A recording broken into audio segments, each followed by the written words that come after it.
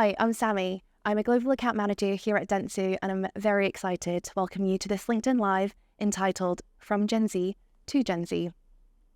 At the end of 2023, Dentsu released a trends report entitled The Pace of Progress, our annual media trends report, where we cover the opportunities, challenges, and intricacies of 10 trends expected to shape the media landscape in 2024. This includes topics ranging from generative AI taking center stage in our lives, to the race to monetization of tech platforms, and to the rise of integrity economics. Now I have a set of panelists here with me today. Do you want to go around and introduce yourselves? Sure, feeling nervous, man. Hi guys, nice to meet you. I'm Ty, so I work at Dentsu as a Gen Z advisor UK and I. So you're probably wondering, what the hell is that role? What do you do? In a nutshell, I look after all Gen Zs across the UK and I at Dentsu, and I also lead a Gen Z engagement community called the VIZs. Very important Gen Z because, VIP. So yeah, nice to meet you guys. So I'm Josie. I work for Heineken. I'm Strongbow brand manager. So and also a Gen Zer. And hi, I'm Soji. I'm a part of the Imaging Insights Gen Z community and co-founder of a creative community called Nourishment. So I feel like we've all had read of the trends, and we've had so many media experts feed into that, which is fantastic. But obviously, I think we all know as Gen Z, both as marketers and consumers, we might have a different take on some of these topics. So I'm really excited to get your thoughts and input on some of the trends topics that we've identified as part of our 2024 trends. Generative AI, which I feel like is such a buzzword, and it's been going around a lot, especially this year. And we have a really interesting stat where Dentsu CMO Navigator has revealed an interesting discrepancy between marketers and consumers when it comes to AI and society. So when they were asked, what is your feeling about the impact of AI on society in the next 5 years? 6% of CMOs have expressed concerns on AI's impact on society, while 32% of consumers have declared themselves concerned, which I was quite surprised by. It's quite a big gap. So I'd love to get your thoughts on, how do you think generative AI impacts Gen Z's digital experiences, and where do you think the biggest opportunities lie? Ooh, I don't mind kicking off. I think, so when we're talking about generative AI, like the main thing I'm thinking of is obviously ChatGPT is kind of like the most popular, prominent one. I think that there's a lot of opportunities at hand because I kind of see it as like AI is almost like an extension of oneself, or like when you use ChatGPT and things like that, those type of softwares, you can use it to kind of help you progress in whatever realm or industry or thing you're doing. So I think that where we stand now, I think that things like ChatGPT and other kind of softwares can definitely help you progress in whatever focus, niche / industry you're kind of deciding to go ahead with. You can kind of use it to essentially get more outputs from the input you're doing. So where, say, maybe, obviously I'm Gen Z, so I'm barely an adult, but where like 10 years ago, for example, it might take you, 2 hours to make a report. Now with ChatGPT, that could take you 20 minutes or something similar. So I think essentially generative AI can really just help you shorten your time and maximize your input. So that's what I think. 100%. I think you're so right. I mean, it's just such a big step in tech, right? I mean, it's come a long way from just the normal chatbots that we're all quite used to and do pop up in kind of everyday life. But I think it's only as good as the data that gets put into it. So everyone kind of is a bit wary of change. And I think that's where we're at now. It's the new thing. It's all a bit scary. So I can see reservations, but I do think you're right. I think it's something to embrace. I think as long as we're using it carefully and we're making sure that the data going into it is the right kind of forms of data. At the moment, it's only as good as the data it pulls on. So we do need to be careful about the biases that lie in the data. I think that's something that will cause a bit of concern. But I think Gen Z are much more open to change. I think they're just cautious, as you say, about the tech in itself and the advancement that it's going to have on the industry. Yeah, absolutely. I think we've grown up seeing like so many tech platforms come to life. Like growing up as a teenager with so many social media platforms, you're inevitably a lot more wary about like what that means for us, how that shapes society. And I'd love to get your thoughts on, in terms of creators and content creation, do you feel like generative AI stifles that, or do you feel like it's an opportunity in that sense? I think, personally, I think it's a huge opportunity. Even myself, as running a community that I do, generative AI and ChatGPT has created access and better access to education and research specifically aligned with what we're trying to do. So whereas before maybe you need to take a expensive business course to develop a taxonomy, now you have generative AI that can source this data on how to optimize your processes and how to deliver things more efficiently. And it's almost kind of created a larger access to that education.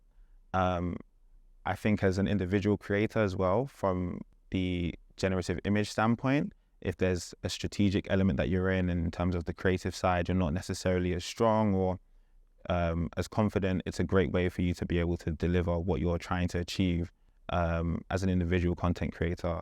There are concerns as well around sourcing of that data and protecting people's licenses and the work that they've been worked years on producing.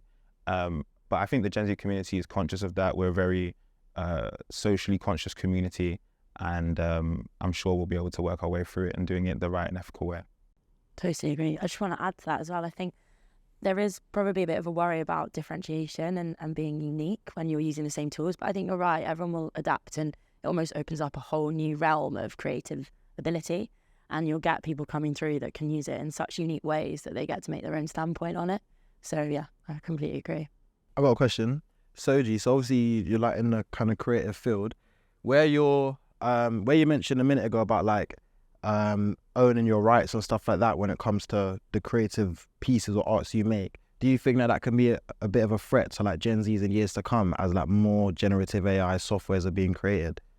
I think there's always going to be a balance in the market of what people want. Yeah. I think there will always be a desire to be able to go to an artist and say, can you make this specific thing for me with your direct skill and the value that, look at the resurgence of like film cameras in today's community. Like everyone has a digital, it financially makes so much more sense, especially as a Gen Z, to use a digital, but there's value in those skills and those crafts. And I don't feel that they will be completely lost. Maybe that this is a new avenue that we can explore, and we think about how we protect the digital art that's already been created. The biggest fear is the theft of digital art, in my perspective. So Yeah. it'll be interesting to see how we resolve that. Yeah, I think quite similar to a lot of the platforms that we've seen come up. It's about setting those guardrails. And I think because generative AI has progressed so quickly, a lot of those parameters haven't been set up. Yeah. So I think what's so important in the next coming years is ensuring that we know what the playing field looks like. But because it's evolved so quickly and technology has taken over so quickly, it's definitely been, I think, why, like the stat said before, around like 26% of consumers were very wary. Did I get that stat wrong? 32%. I completely got that stat I think wrong. Gen Z are already cautious, but I think they'll also adopt it quicker. Yeah. So they're wary of change and they'll question it, because why not? It's coming Yeah. into your lives. But I think they will take it on Yeah. and run with it a Yeah. lot more than potentially others. Absolutely.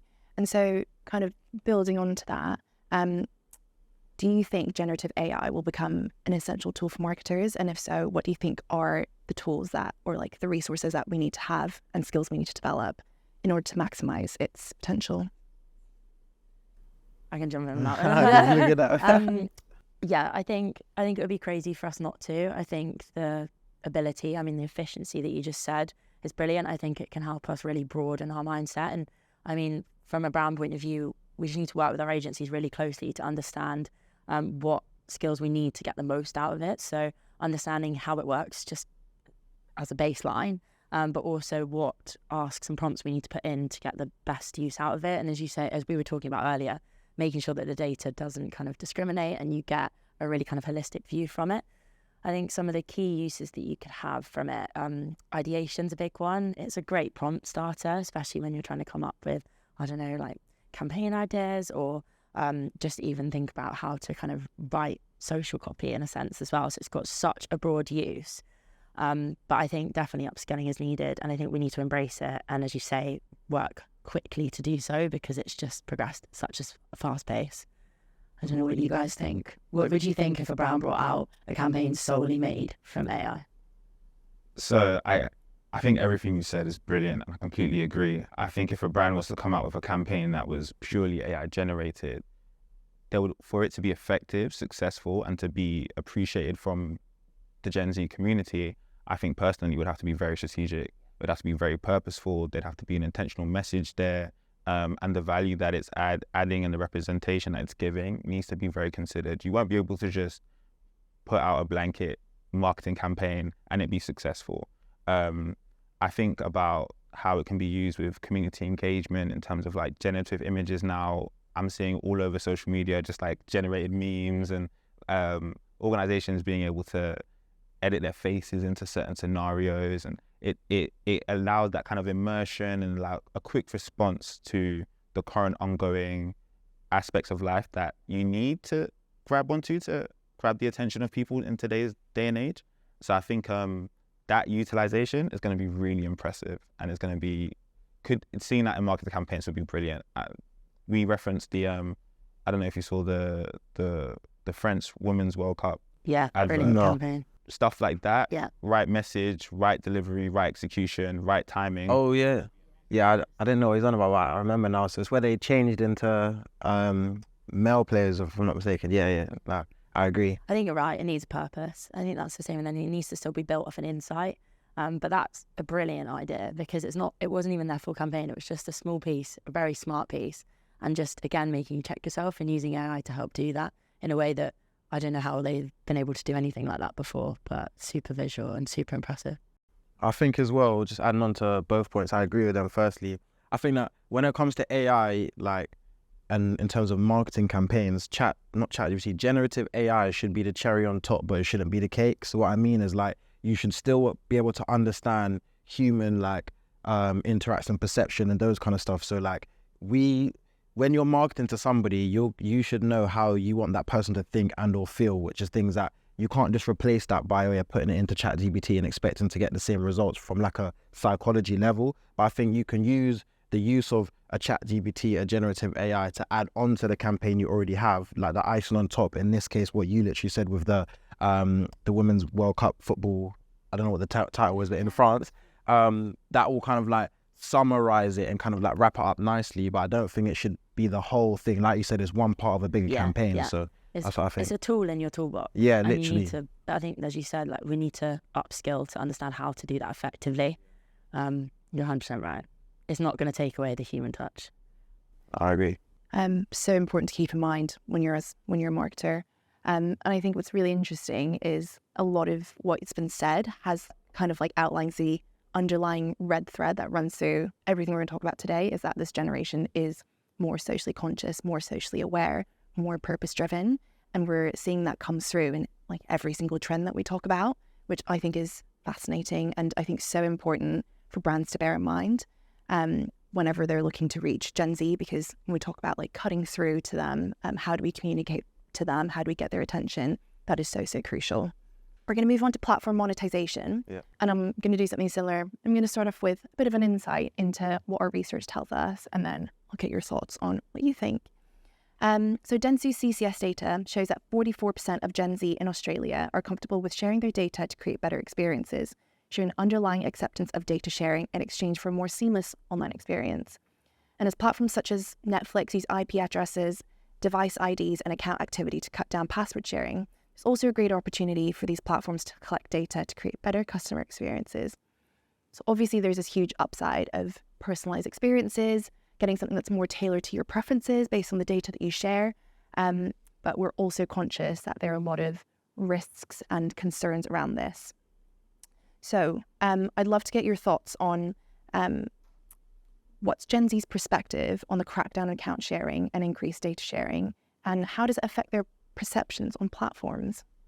I know what I think. Yeah. I think that me Tell us what being you Gen think. Z, I think that I don't mind when it comes to sharing my data for certain things. So like, let's say Netflix is a common example. I share my Netflix account with like 2 of my friends, not because they can't get their own Netflix, but sometimes it's just easy, like, yeah, go watch the series, bro, But I think what might come with that is if they want to, like, organizations might want to crack down and make, like, what's the word I'm looking for?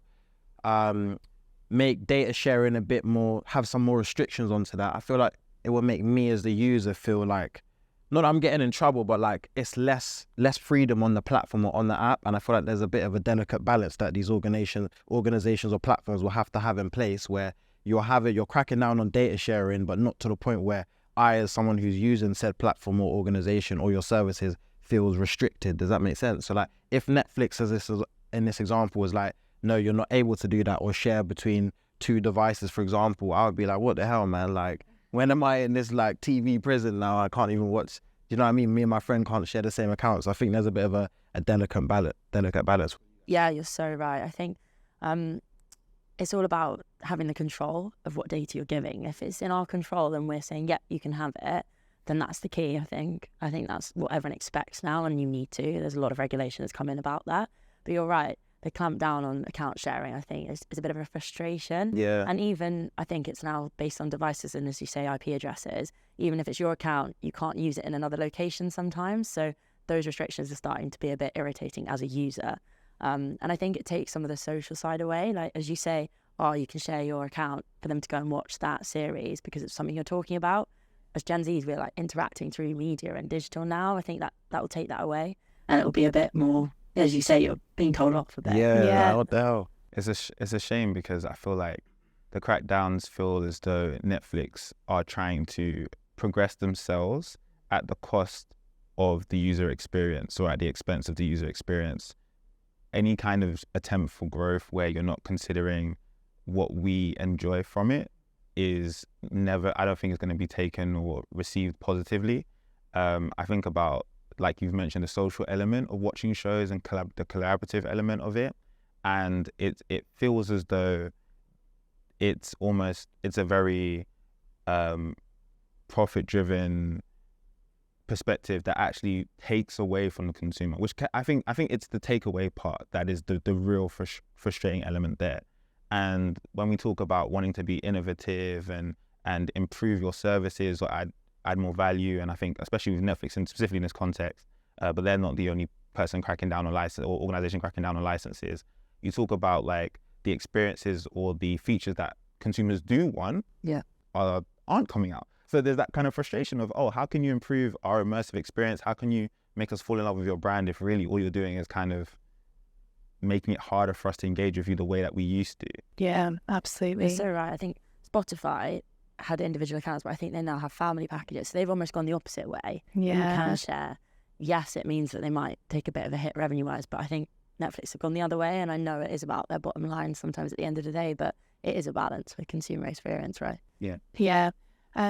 We said around Netflix and kind of the profit-driven aspect.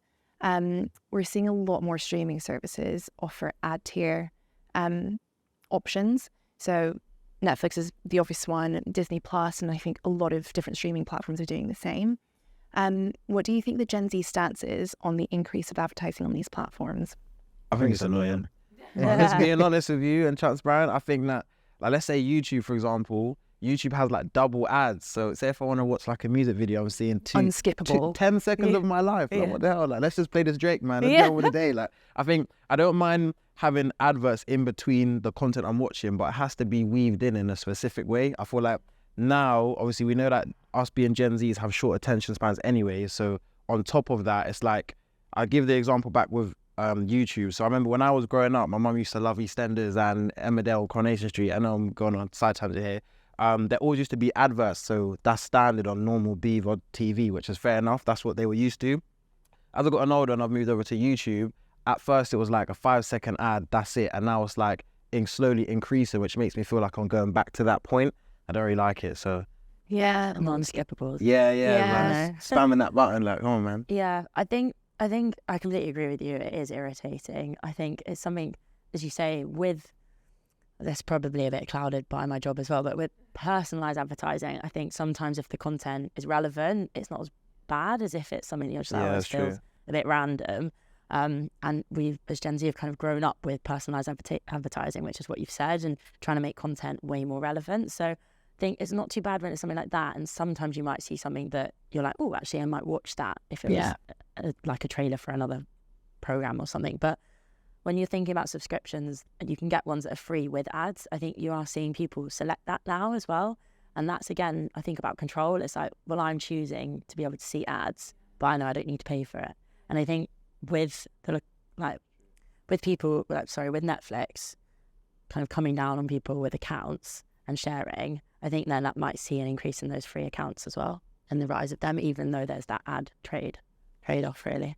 Yeah, it's so interesting because as I feel like we all grapple with the tension of being a Gen Z, but being a marketer. Yeah. We work in the media industry, but we're also very conscious of what our peers might think. And I think it's really interesting from a marketing media standpoint. We've seen a lot of like content we put out where it's more organic by nature, and it's more integrated, more contextual. I think those ads have performed a lot better than your standard ads as a benchmark. And I found that really interesting because I think as a generation, when brands are integrated into our lives and we see the value as a brand, we see the brand as an extension of our identities. Yeah. We're more tolerant. Whereas it's that misalignment of, oh, I don't really see myself with this brand. Why am I being served an ad? I think that's where the questions start coming up. And I think that's, to your point, you find it annoying because you don't see it, you don't think it adds any value to your life. Yeah, true. I definitely agree with everything you just said. And I think our generation, the narrative of like us not liking ads and brands comes across as though actually we're really huge consumers. And I think that's really led to the rise of micro-influencers. And micro-influencers sell us brands all the time, and we're happy because they're a voice that we trust, that we can relate to, that we recognize, or we know that is aligned with our values in some way. So carrying on with what you spoke to about like YouTube and Twitch, and a nice interesting caveat within this conversation is how these platforms that these micro-influencers operate on, how they work and collaborate with the micro-influencers is really important. You hear a lot about kind of demonetization of like YouTube videos, or Twitch contracts being a bit coming out, Twitch having changes to their advertisement policy and that impacting micro-influencers and people on their platforms in this conversation. And the audience cares about that. The audience cares about these people, they care about their experience, they care about how they would be treated too. And so I think it's really important for brands to also consider that within the advertisement space of how they allow their people on the platforms providing the content to, especially when it's community-led spaces. So again, like Twitter's added monetization, Instagram, TikTok, and how you can produce ads and the experience of the people trying to also advertise on those platforms.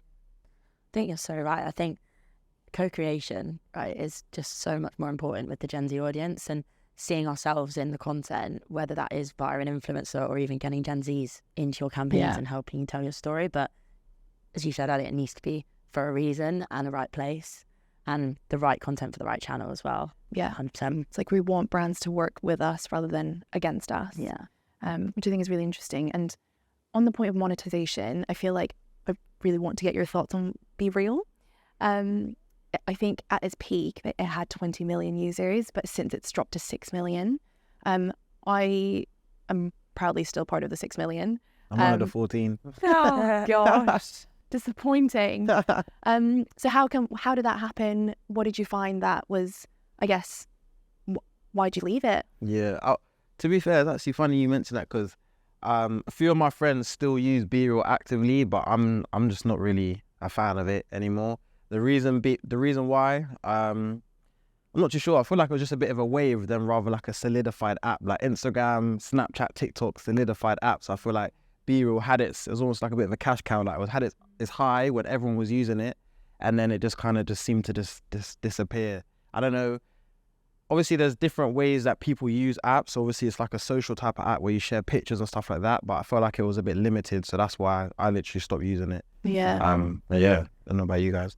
Yeah. I feel like I downloaded it once, deleted it, and then downloaded it again and then deleted it. So I've had a bit of an up and down relationship with it. I think you're right. There are some apps that are more solidified, and they offer a much broader opportunity and a much broader engagement in different ways. That's I think so true. you have to go to a separate app for one benefit of it, and it's not that dissimilar to Snapchat, for example, if you were still using Snapchat in the sense of sharing with specific friends.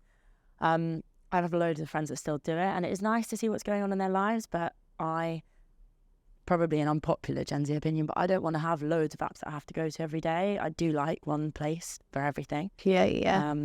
And yeah, I think the same way, I just kind of let it fall by the wayside, really. I mean, I feel like we're seeing that across like loads of apps, the homogenization of these different platforms. They're all becoming like each other. Yeah. No matter how you are. I found Be Real maybe this is my unpopular opinion, I found Be Real quite refreshing because it felt like I wasn't being targeted by someone and no one was trying to sell me anything. It was me, my friends. I know exactly, I could control who I was seeing. I knew what was coming. it felt like so unpolluted.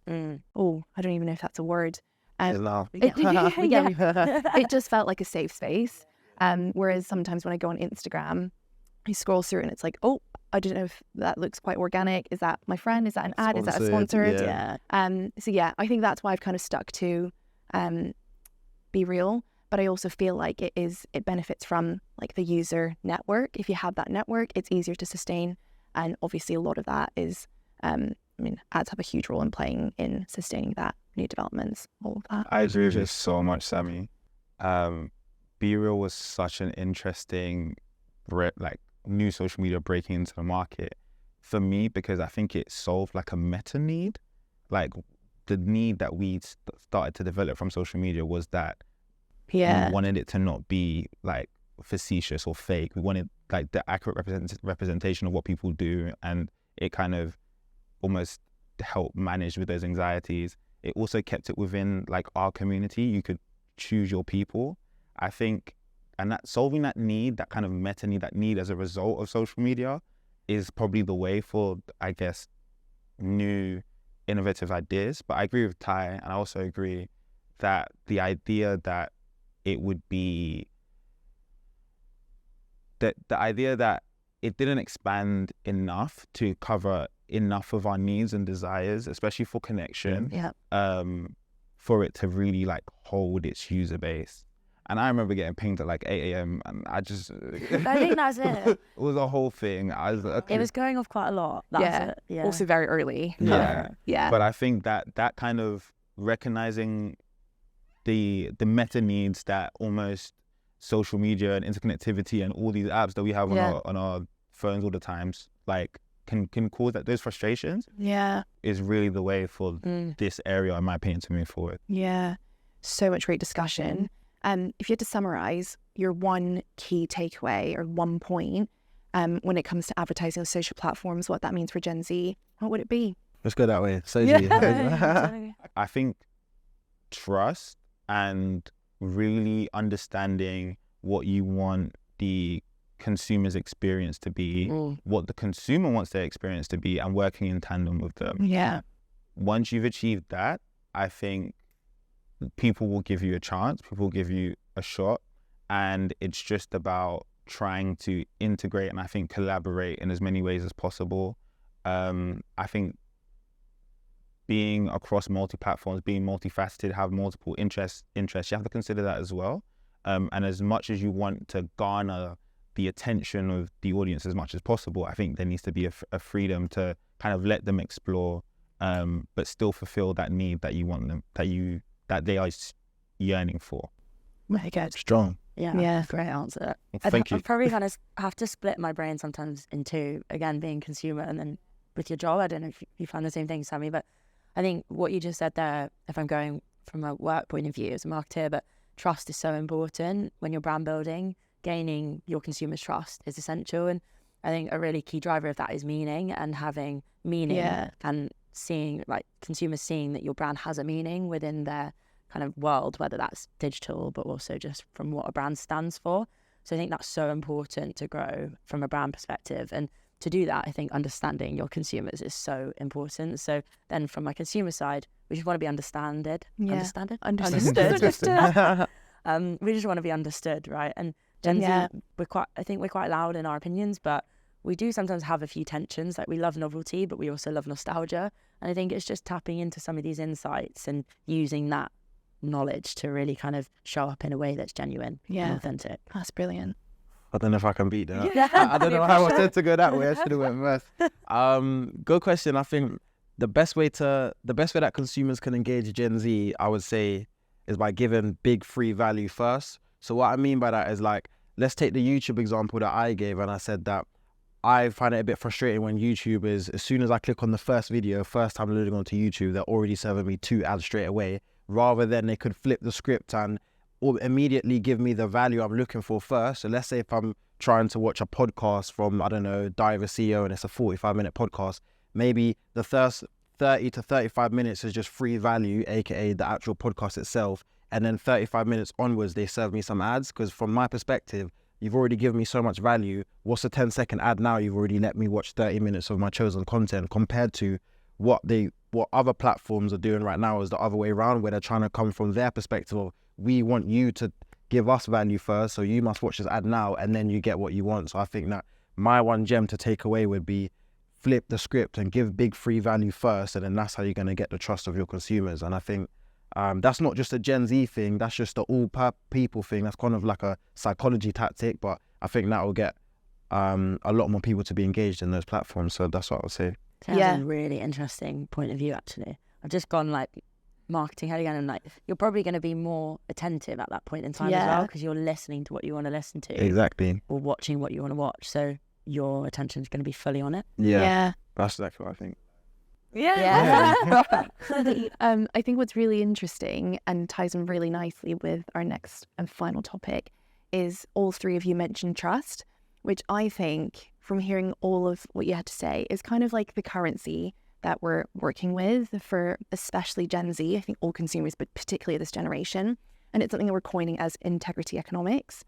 And I think it also ties in really nicely with a lot of what we've been talking about, being purpose-driven, having a point of view and not wavering from it and not doing it for the sake of doing it, understanding like, why is this brand behaving this way? What are its underlying values? And how do I see it as an extension of myself? So we're going to start with diversity, equity and inclusion. Obviously, this is something that a lot of Gen Zs are really invested in, especially us at Dentsu as well. So some interesting stats from CCS. We know that 63% of Gen Z in France say that it's important to them that companies avoid sexism or even cliches in advertising. And 39% of Gen Z in the US state that they've actively started using a brand because of the company's social or political stance. Qualitative research from Imagine Insights also echo this, which we'll see more in the report. So I'd love to get your thoughts on how important do you think diversity, equity and inclusion aspects for Gen Z and brand choices are, and how can brands address these expectations authentically, which I think is quite a key word. I think it's so important and it's so crucial nowadays that companies recognize that you are not the only provider to the market for Gen Z, especially like if you want to reach Gen Z, the places you want to reach them, they have options. Growing up in a digital landscape, the sources of where you get your clothes, the sources of the things that you engage with, it's really up to you, and you can really tailor that to yourself. So if you want to reach them, you have to reach them on their level. You can't just give them a product and tell you this is it, this is what you have to take. And your social values need to come across, not only just in kind of how you say it to ourselves, but we need evidence, and we hold people accountable for evidence, and we really share that information and that trust. In my opinion, the best way is working with small organizations and working directly with the communities that you're trying to address, and again, understanding them, hearing what they have to say, and giving them the due respect that you would give to a wider marketing campaign, really taking them in terms of their thoughts when you're in the ideation process, and how you deliver that respectfully as well. Yeah, absolutely. 100%. I kind of build on that. You have to do it authentically. I think there's no point diving in the deep end because you think it's what Gen Z are going to expect from you. We will hold people accountable, brands accountable. So you do need to walk the walk and do the talk. So definitely look internally first before you start going and trying to shout about it, because we're just going to see fake straight away, and that's going to be way more negative than anything positive. I think it's always a bit nerve-wracking probably as a brand trying to enter spaces and not feeling like you're going to offend people, and you want to be talking about the right things. So taking small steps. You don't have to have something around D&I as the front of your campaign, but you can take smaller steps. And we were talking about this earlier actually, but think holistically about it. You don't have to just have it as your tone of voice, but have a stance, make sure it's something you're passionate about, make sure it's the right fit for your brand, but think really holistically about accessibility as well. So in Strongbow, we're trying to look really holistically about what we're doing at the moment. We're working with an agency called Purple Goat because we'll hold our hands up. We're not going to be perfect and we don't know exactly what we want to do. But that comes to things like pubs. How accessible are our pubs? Can people get into them? Will they go to them? Can they even access them? Can we look at our packaging? Can we make that more accessible? Events that we're present at, can we make that more accessible to people? So it's not just the kind of big buzzword areas, but actually a 360 approach to making everything you do as a brand more accessible. And those small steps will start to build a much more kind of authentic picture. And I think consumers hopefully will start to feel like you are doing better. And that should hopefully be a positive view. Yeah. I love what you said about that holistic approach, because it almost makes it foolproof, because you are approaching it from all angles, not just from a surface level point of view. And relating to Integrity Economics, sustainability, I think there's a lot of cynicism, skepticism from our generation around how brands are communicating that. What do you think brands can be doing, similar to what you were saying, Josie, but specifically to the sustainability space? What do you think brands can be doing to make sure that they're communicating that well with Gen Z? I guess to go first, I would say transparency is so key. Yeah. Throwing something out there that is dubious, that maybe we don't really understand, that you think makes yourself look better, is eventually it's going to fall apart. It's going to crumble. No one's asking brands to be perfect, but we're asking for an honest and genuine response to the things that we care about.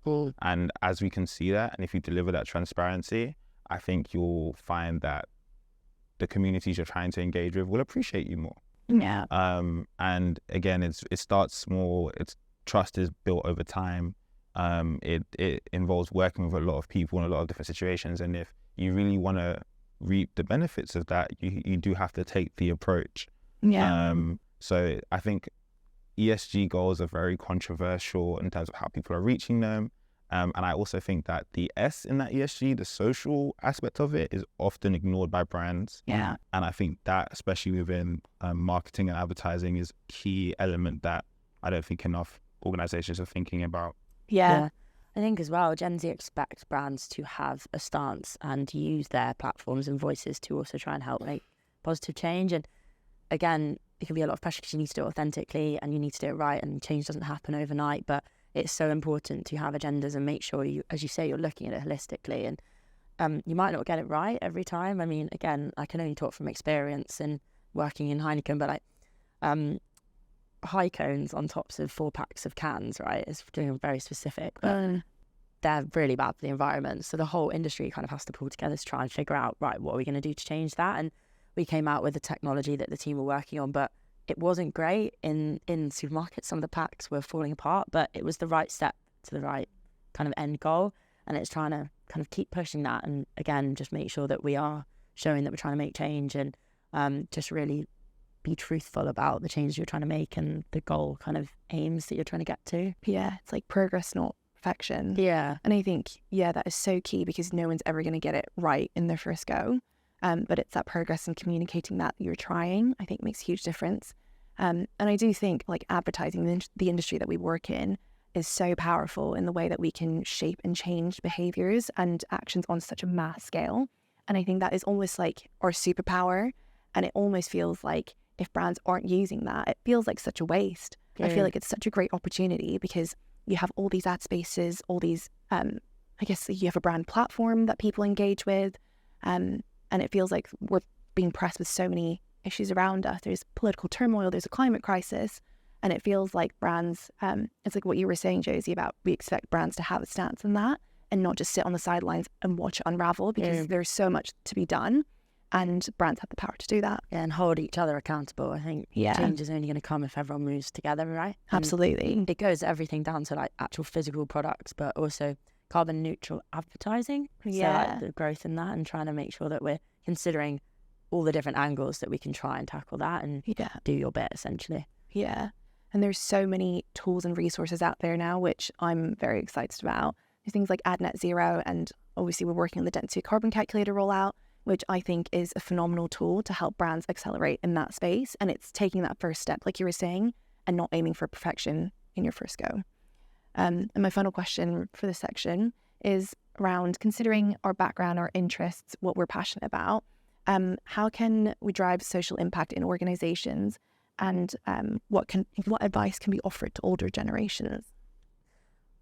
we know as a generation that we can use our voice to try and demand certain changes. And I think we're quite vocal in that. I think it's just asking other generations to also do it and understand and think about the world that, I guess, get on board with the world that we try and see going forward. And I know, I don't want to say everyone's one way and we're another way, but it's just trying to also have a voice and use their voice in the same way that I think Gen Z are so good at doing to demand change. Yeah, absolutely.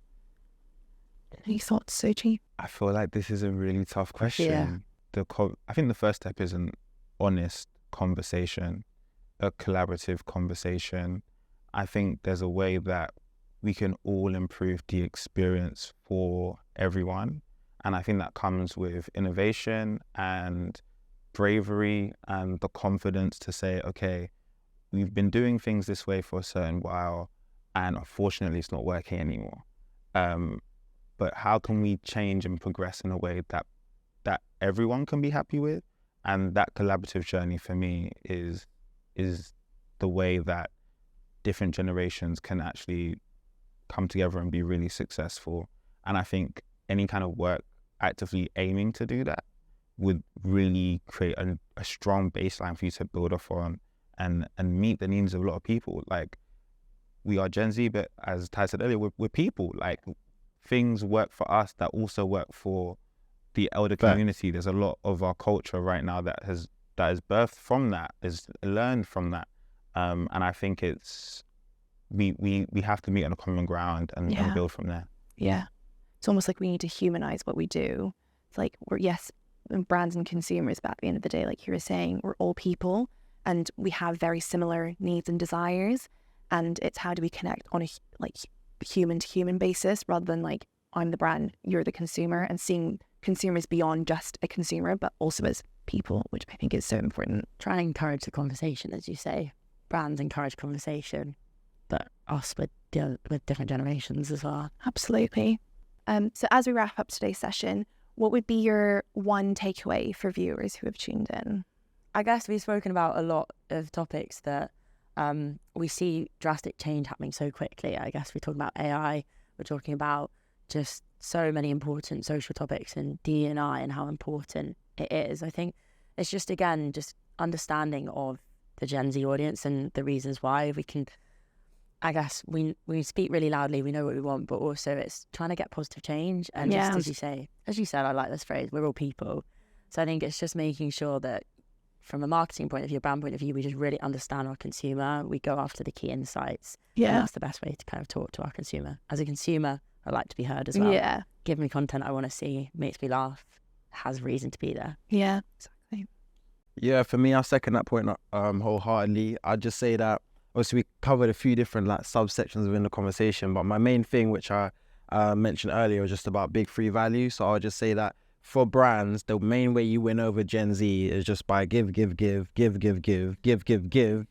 then ask, if that makes sense. So rather than like the YouTube example I'd already gave, and it's not just a Gen Z thing, it's just a people thing. Like if you give good quality value, whether that means like free value at the start before you ask them for something or to engage in something, the actual results you get will be better, will be more engaged leads. Does that make sense? So I'll just say that give big free value first, basically, to get the best out of Gen Z. That's what I was saying. It's like understanding that value exchange between brands and consumers. Yeah, definitely. And also, because myself being Gen Z as well, I don't really see that from many brands. So for a brand, if I did now see a brand doing that, wow, like you're just one of one, you're automatically like, you're not a commodity compared to like a Netflix. I can't compare you because, wow, this is in a whole separate lane. So yeah, there's a lot of benefits to doing that. So that's what I would say. Yeah, so cheap. My takeaway would be, with all the conversations we had about generative AI and the new technology that's coming out, but also there's a really important human side of it all. And I think what pieces it all together is recognize that the human and the digital have to come together. Yeah. And in a way that is authentic to you and authentic to your audience.